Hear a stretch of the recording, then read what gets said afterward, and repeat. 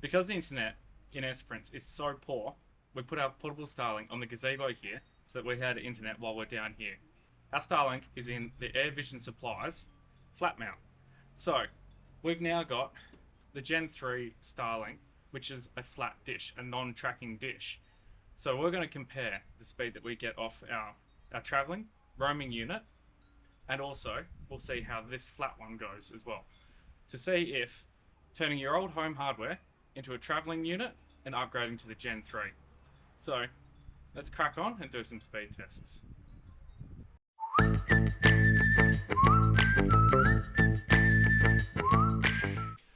So I'm right next to our Starlink router. I'm going to open up my Starlink app and do a speed test just to see how well it performs from about a metre away.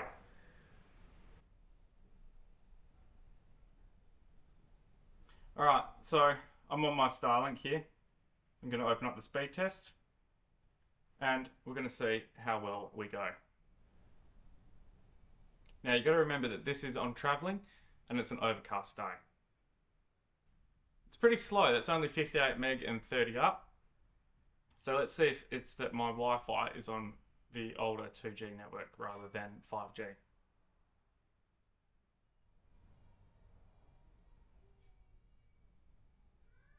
There we go. Looks like my phone Wi-Fi is pretty poor, so I'll just reconnect and get onto the 5G network. So the bottleneck here is the device connection. So to make sure that we're on the right one, we disconnect and reconnect. That's a little more like it. So mobile device is getting around 143 meg per second, 42 millisecond latency, and 26 meg up. Cool. Right, let's open up the Gen 3, have a look in the box, have a look at the dish, and start swapping it over. Alright, so this is the Gen 3 Starlink, so a big flat one. Let's open her up and have a look. It's a lot smaller box than the Gen 2s were, the originals, or the ones that I've been cutting up lately were. So let's rip into it.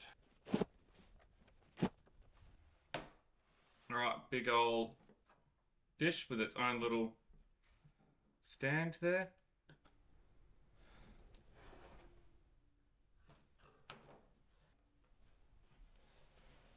Our instructions, power supply, and our router, and a different type of cable. Great. That's going to be annoying.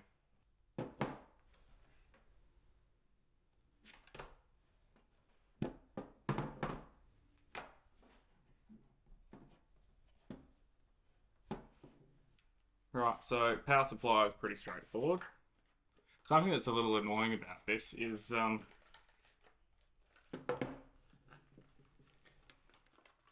packaging that you have to rip.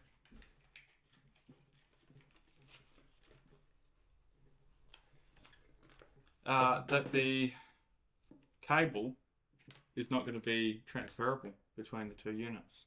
I was hoping to leave the same loom up there. Power's in. That seems like a pretty weatherproof plug. It's a figure 8 plug there. So again, nothing from the old unit can you use. Also quite seemingly weatherproof. But let's have a look at our dish side. It is just a big old Ethernet cable.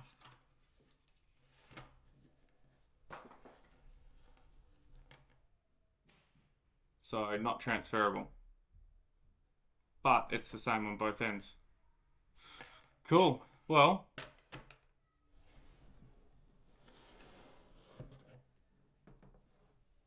I believe you can pull this part out. Cool. And I'm going to go tech screw that into the roof. So then this will slot down into place. So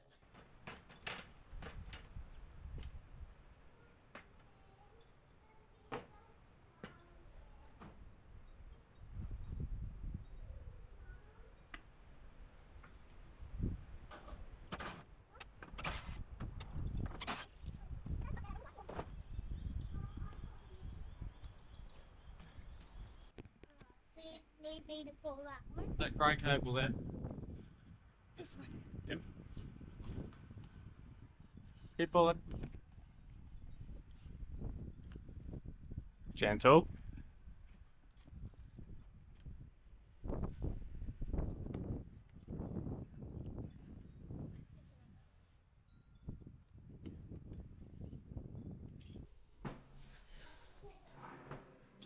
George is gonna love that. Dad, you must start keeping pulling that. Find it for himself and claiming he did it, and it says the best dad ever. Like, no, I definitely didn't buy it for myself. It says best dad ever.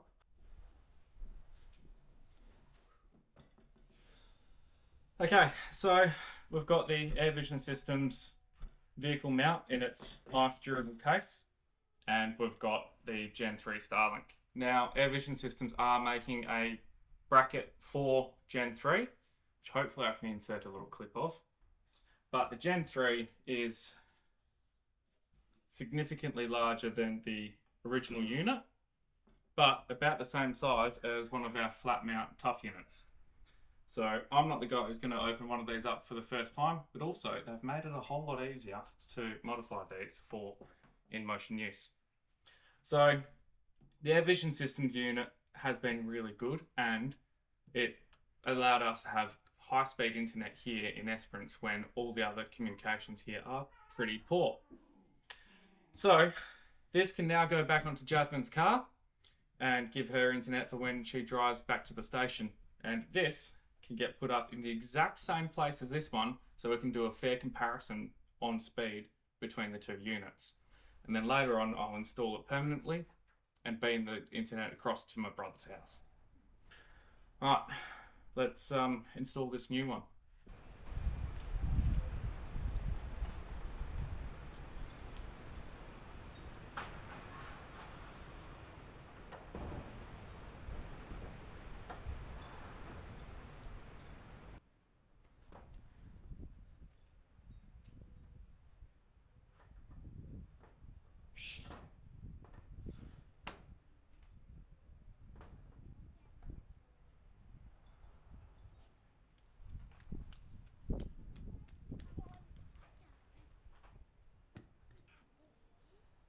Dropped.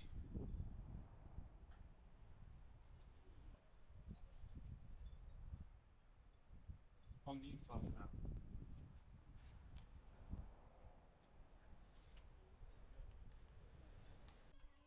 Okay, see this blue chair? It's not in the right spot. Lift up the chair's leg. Yeah, that's it. Okay, and I think you're right. I think that's... Can you go adjust it on the other blue chair, please? Put it behind it.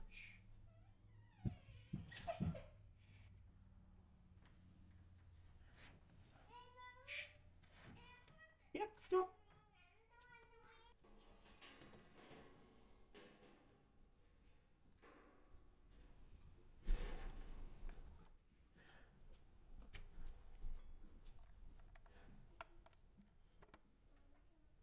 Okay, so we're back, and now it's established and it's online, so let's have a look at what we've got happening here. Okay, so it's saying that the Starlink is misaligned and saying that we should turn it 9 degrees further to the south, which, yeah, where it is not too bad. So let's see if that's going to have any major major impact on the performance. Let's go down to a speed test.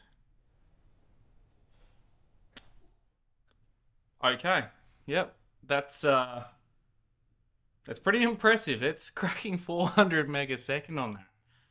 420 meg per second. That is, I can say I'm pretty happy with that for a Starlink connection. The upload, well, 33 meg per second. Yeah, that's kind of standard. That's compared to the other one is very similar. So let's do the advanced test and see what we have. If it's just because it's a Wi-Fi 6 router or what's going on. We've got the router to the internet sitting around 320 and 55 meg up, which is okay. And let's see how the device, the router, it's going to be pretty wicked. Like, it's right here. So that's only, the local area network, not the wide area network. There you go. Skyrocketing. So, yeah, 300 meg per second for the internet there. I don't know why it cracked 400, but yeah, that's a bit of an improvement. On the first level, it was pretty impressive. But what we should do is probably run an Ookla test and just see how that goes. Once it's completed, it's look how good I am, and see how it goes in the rest of the world, not just Starlink.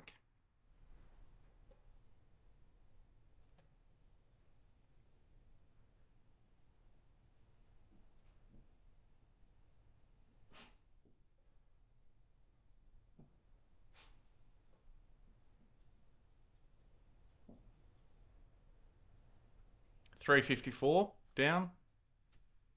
Not too bad. How's your internet? Like, what's your internet like? Do you reckon you need to upgrade internet from what you're at to something like this? Usually people's negative against it is latency, but out in remote areas. But also here, I'm in a pretty significant town, and the internet's pretty terrible. There you go. Right. So let's throw this other Starlink back into the car.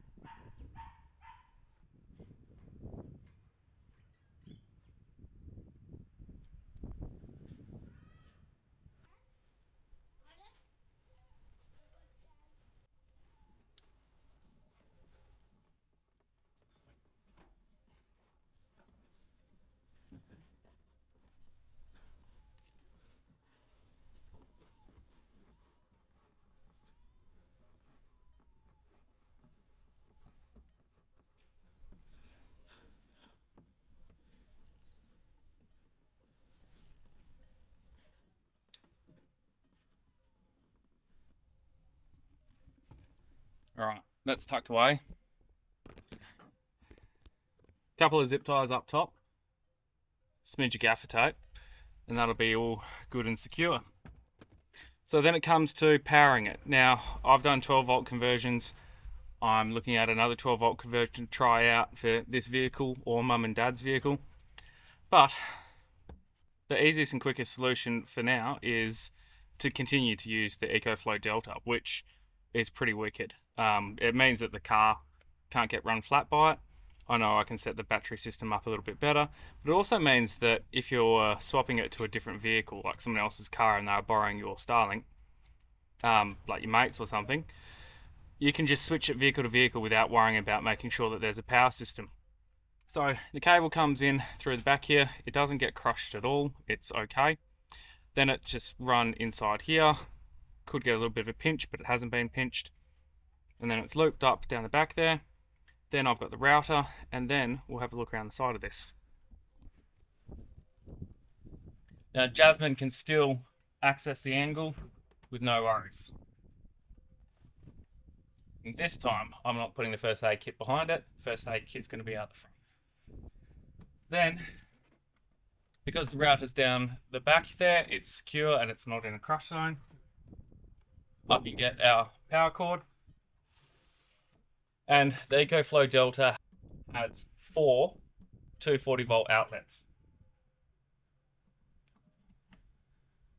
Then, what it does have is a solar or a 12 volt inlet from a cigarette lighter. So I've got the cigarette lighter plug.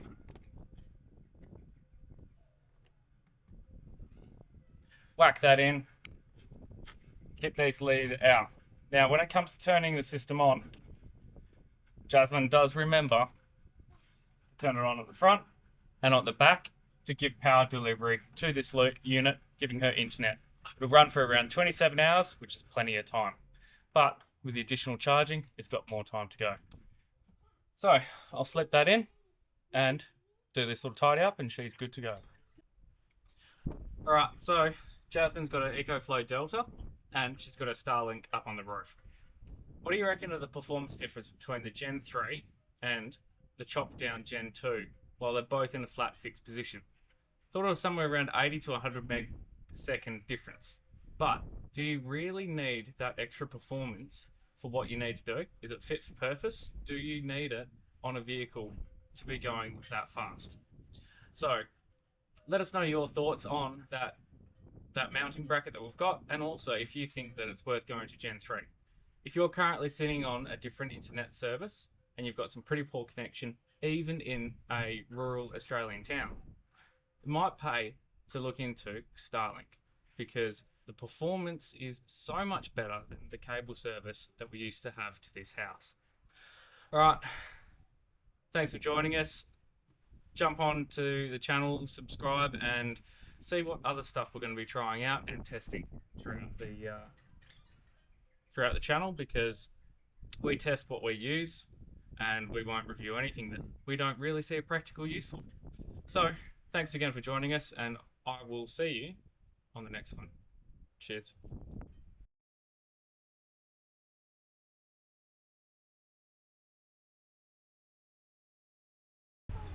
G'day. Because the internet,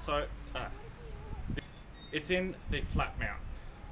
Our Starlink is in, so we're going to compare the speed that we get off our traveling roaming unit to see if you should be turning your old home hardware. She's learnt that from you. Every time I come home, you've told the house. Safety first. It's a downstairs door and we spend all of our time upstairs. Someone could come in if it was unlocked. I'd just go in through the other door that you don't lock. But that one's easier to hear than this one is. Would you prefer that I leave us open to be robbed and pillaged? You asked me to call you before I come out, and I assume that means No, you're going to I turn the don't. light on and then unlock the door for me so that I can... This is all because you left 3 hours later than what you said last night and got home and everyone was asleep. Now do your recording. I'm going to be taking the Starlink out of the car, so if Jasmine has a problem with the car, Jasmine. has a problem with the car, she's stranded in the middle of nowhere. No communications, because she deserves it. How can you tell that Jack's in a shitty mood? Maybe the bandage on the elbows to do with that? No more shooting? Go. Right. The hand it's in.